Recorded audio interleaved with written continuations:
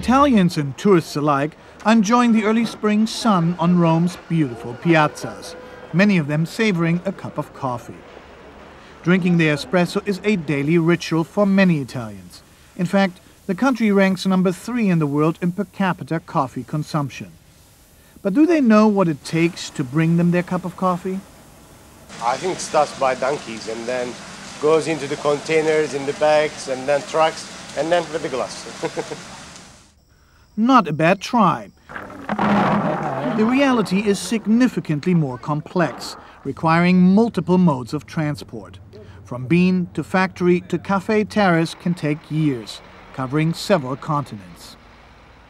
To have a cup of coffee implies a tremendous process that starts miles away from the coffee shop in the valleys or the mountains of Africa, Latin America, of South Asia.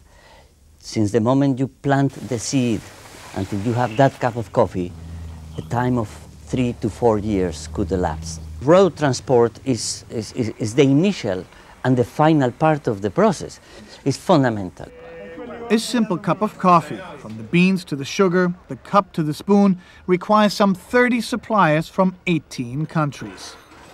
The primary link bringing all the different elements together is road transport. Trucks have become a necessity in the modern economy, filling the many gaps that air, sea and rail cannot cover. In fact, 85% of road transport covers distances of 150 kilometers or less, where there are few alternative ways of shifting the goods. Globalization has further impacted the industry. Companies are constantly searching the world for the cheapest ingredients and components, complicating and lengthening their supply chains. The final link, whether it's the congested city centers in Europe or the remote valleys of South America, is inevitably road transport.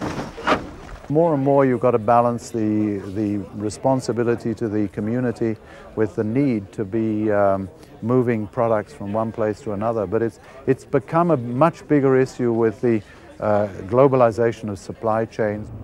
With the dramatic growth in global trade, demanding manufacturers and retailers have put road transport under cost and performance pressure. Supply chain management company Excel has worked with transport operators to improve efficiency, saving customers money in turn. We use computer optimization to find the best routes for vehicles that minimize the number of miles that they have to run. We use computer scheduling to fill the vehicles as fully as we can, and then telematics to track the vehicles so that we can measure the actual performance against the planned schedule and actively measure fuel consumption. Innovation is vital for the industry, enhancing flexibility and timeliness to meet the demands of the just-in-time global economy. Just-in-time delivery is the mantra at Dell. Its computers make a cup of coffee look simple. At Dell's only European manufacturing facility in Ireland, raw materials from up to 180 suppliers from more than 30 countries are assembled to produce one computer. It's a high-velocity manufacturing process.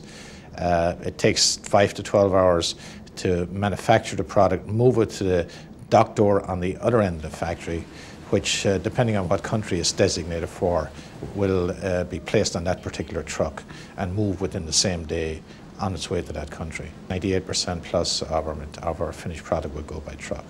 With transport costs declining 30% in the last 15 years, some experts argue that many companies have prospered as a result of low-cost delivery. It's a very complex web, and sometimes people tend to think that indeed this manufacturing system has led to this freight transport growth. But the other way around is equally true. The fact that freight has become so cheap has also enabled these type of manufacturing systems to exist and to survive and to make a profit. These intricacies certainly don't cross the mind of the average consumer, buying a computer or enjoying that cup of coffee. But it is a growing concern for an industry that helps deliver the chip to the home computer in Ireland or the bean to the cafe terrace in Rome.